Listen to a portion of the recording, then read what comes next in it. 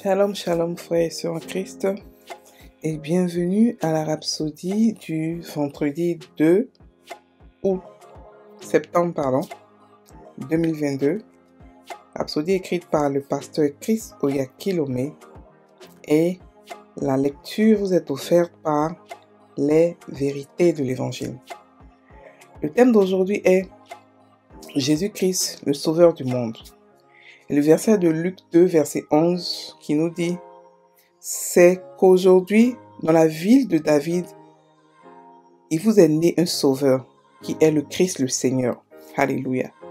Le pasteur Christ dit « Jésus-Christ est le Sauveur du monde. » C'est l'un des principes de notre foi sur lequel repose tout l'Évangile. C'est pourquoi le verset ci-dessus est très important. Dans Matthieu 1, verset 21, la Bible dit « Elle enfantera un fils et tu lui donneras le nom de Jésus. C'est lui qui sauvera son peuple de ses péchés. » Alléluia. Jésus-Christ est le seul qui pouvait sauver l'homme parfaitement et rendre la vie divine disponible et possible à recevoir pour tous les hommes. Il a sauvé le monde en se donnant lui-même en sacrifice. Il a payé la totalité de la peine pour les péchés de tous les hommes et a pris notre place de condamnation. La Bible dit que dans 2 Corinthiens 5, verset 19, Dieu réconciliait le monde avec lui-même en Christ, en ne comptant point les péchés des hommes contre eux. Alléluia. Et 2 Corinthiens 8, verset 9 nous dit, car vous connaissez la grâce de notre Seigneur Jésus-Christ, qui pour vous s'est fait pauvre, de riche qu'il était, afin que par sa pauvreté vous fussiez enrichis. Alléluia. Sa mort par substitution était pour nous. Sa mort par substitution était pour nous. Et 2 Corinthiens 5, verset 21 nous dit, celui qui n'a point connu le péché, il a fait devenir péché pour nous, afin que nous devenions en lui justice de Dieu. Alléluia. Lorsqu'il a été crucifié, il est devenu nous sur la croix. Dieu avait dit, l'âme qui pêche, c'est celle qui mourra, la mort spirituelle. Dans Ézéchiel 18, verset 20. Romains 5, verset 12 nous dit, c'est pourquoi, comme par un seul homme, le péché est entré dans le monde, et par le péché la mort, et qu'ainsi la mort s'est étendue sur tous les hommes, parce que tous ont péché. Alléluia. La mort spirituelle est la séparation d'avec Dieu. Jésus a pris notre place et a fait l'expérience de cette séparation d'avec le Père lorsqu'il était cloué sur la croix. Mais grâce soit rendue à Dieu. Le salut des hommes a été accompli lorsque Jésus-Christ, l'agneau de Dieu, a été offert pour ôter les péchés du monde. Jean 1, verset 29. 1 Jean 4, verset 14 nous dit, et nous avons vu et nous attestons que le Père a envoyé le Fils comme sauveur du monde. Alléluia. Fin de la rhapsodie. Alors, le pasteur qui nous explique qui est Jésus. Il nous explique que ce que Jésus est venu faire. Il nous explique que Jésus est le sauveur du monde entier. Alléluia. Beaucoup de personnes se disent que Dieu, dans sa gentillesse, il ne peut pas envoyer une seule personne pour sauver le monde, ou ils ne peuvent pas envoyer un seul chemin pour sauver le monde.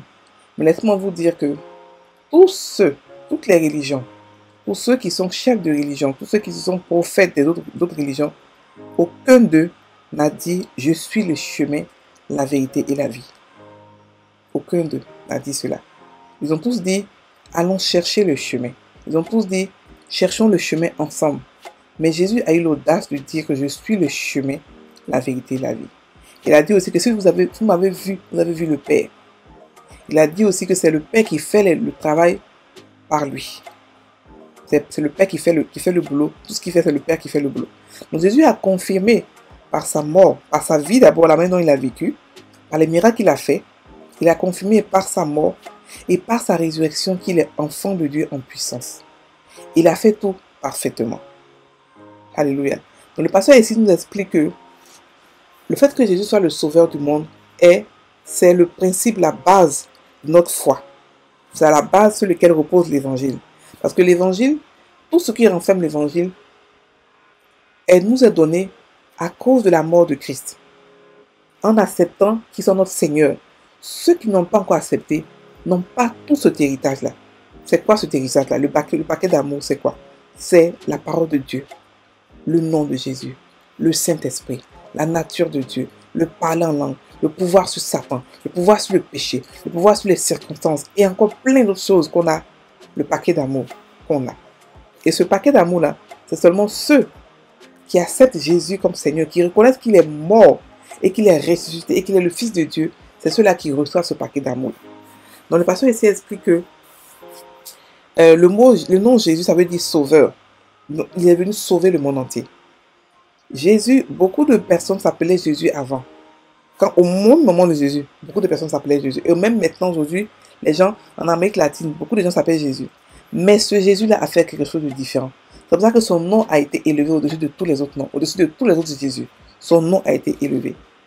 Parce qu'il a fait le boulot qu'on lui a donné à faire, il a fait parfaitement. Il était le seul qui était habilité à pouvoir faire le travail, c'est-à-dire que sauver l'homme, mais parfaitement. Parce que Jésus était quoi? La parole de Dieu qui est venue sur la terre. Et il a fait un parcours parfait. On a vu que Moïse n'a pas fait de parcours parfait. On a eu beaucoup de gens avant lui, David, Abraham, Salomon. Ils n'ont pas été parfaits. La seule personne qui a été parfaite, c'est Jésus. Il est venu nous montrer qu'en tant qu'enfant de Dieu, parce qu'il a vécu en tant qu'homme et Dieu, les deux à la fois. Il est venu nous montrer qu'en tant qu'enfant de Dieu, en tant que Dieu sur cette terre, ayant la chair et ayant aussi l'Esprit de Dieu, nous pouvons être parfaits. Nous pouvons être parfaits en étant et à la fois Dieu et à la fois homme. Tout ce qu'il a fait sur la terre, il a fait ça en tant qu'homme, pas en tant que Dieu. Malgré qu'il était Dieu, malgré qu'il comprenait, il savait qu'il était Dieu, il a agi avec sa nature adamique pour pouvoir vaincre Satan. Il n'a pas agi avec... C'est pour ça que l'Esprit l'a laissé lorsqu'il est parti en enfer. L'Esprit l'a quitté parce qu'il devait vaincre Satan en tant qu'être humain, en tant qu'homme. Légalement, c'est seulement un être humain qui pouvait vaincre Satan. Et il était le seul à pouvoir le faire. Parce que les hommes, d'abord, les êtres humains ne savaient pas qu'il avait un Satan. Et de deux, ils ne pouvaient pas le vaincre parce qu'ils étaient assujettis par le péché et plein de choses. Et lui, il a dit quoi? Que qui me convaincra de péché? Il n'a pas péché, il est parti. Donc il nous montre que parce qu'il a ôté le péché du monde, il a enlevé le péché. Nous aussi, nous avons la domination sur le péché. Nous avons le choix de pécher ou pas. Alléluia. Donc ici, le pasteur nous explique qu'il nous a mis à notre disposition la vie divine de Dieu. Avant lui, lorsqu'on n'était pas chrétien, on n'était pas connu de Dieu. On était sur des créations de Dieu. Lorsque nous sommes devenus chrétiens, nous sommes devenus des enfants de Dieu. Nous faisons maintenant partie de sa famille. Il nous connaît, on est en vie pour lui. Et on a sa vie. Alléluia. Donc, la Bible dit que pendant Dieu, c'est Dieu qui réconciliait le monde avec lui-même lorsqu'il Christ faisait tous ses miracles. Et lorsque nous aussi, en tant qu'enfants de Dieu, tout ce que nous faisons aujourd'hui, nous réconcilions le monde avec Dieu. Nous réconcilions les païens avec Dieu. Et c'est notre boulot. C'est ce que nous devons faire. C'est l'ultime boulot que nous avons. Alléluia. Donc le pasteur aussi explique que par lui, nous sommes devenus, c'est-à-dire qu'il s'est fait pauvre pour nous afin que nous soyons riches. Cette pauvreté, c'est pas forcément, elle peut être expliquée à plusieurs niveaux. Ça peut être une pauvreté spirituelle, comme une pauvreté physique, comme une pauvreté, tout ce que vous voulez comme pauvreté. Mais ce qui est sûr, on a reçu de lui et grâce sur grâce et bénédiction sur bénédiction. C'est-à-dire que tout ce que Christ avait et tout ce qu'il a actuellement, on l'a. La Bible dit que tel qu'il est, tel que nous sommes dans ce monde. Ça veut dire que tel qu'il est dans sa gloire, tel qu'il est assis à la droite de Dieu, tel qu'il est aujourd'hui en train de dominer, c'est comme ça nous aussi nous dominons dans ce monde par son nom. Nous sommes tous des petits Jésus parce que nous avons accepté d'être appelés enfants de Dieu. Nous avons connu que il est venu du Père, il est reparti, il est ressuscité, il est mort, il est mort, il est ressuscité des morts. Et nous avons compris que nous le voyons spirituellement. Alléluia. Donc la Bible dit qu'il est devenu péché pour nous. Comme tout à l'heure j'ai expliqué, le péché maintenant n'est plus... Parce que la Bible dit qu'il a ôté le péché du monde. Et s'il est venu pour le faire, c'est qu'il a forcément réussi sa mission. S'il a réussi sa mission, ça veut dire que nous aussi, nous pouvons décider de ne pas pécher ou décider de pécher. Alléluia. Le péché maintenant pour nous est un choix. Nous avons la domination sur le péché. Alléluia. Sur la mort, sur les maladies, sur toutes les circonstances de la vie. On est plus que vaincu. Il n'y a rien qui peut nous contenir ou nous arrêter ou nous stopper. Parce que nous avons la vie de Dieu en nous. Nous sommes des petits Jésus. Comme Jésus, nous pouvons marcher sur la mer. Comme Jésus, nous pouvons parler au tonnerre, parler à l'eau, parler aux animaux, parler aux arbres, parler à tout ce qui existe. Parce que nous avons un nom qui est au-dessus de tout nom, par lequel tout genou fléchit dans le ciel, sur la terre et sous la terre. Donc commencez à exercer le nom de Jésus. Pratiquez-le, testez-le tous les jours de la maison. Tout ce que vous faites, faites-le au nom de Jésus. Tout ce que vous faites au nom de Jésus, pour commencer à pratiquer ce nom, pour commencer à comprendre la puissance de ce nom. Et ce nom nous a été donné gratuitement. Pour pouvoir l'utiliser, tout ce qu'on demande, c'est d'être seulement chrétien, c'est tout. Alléluia.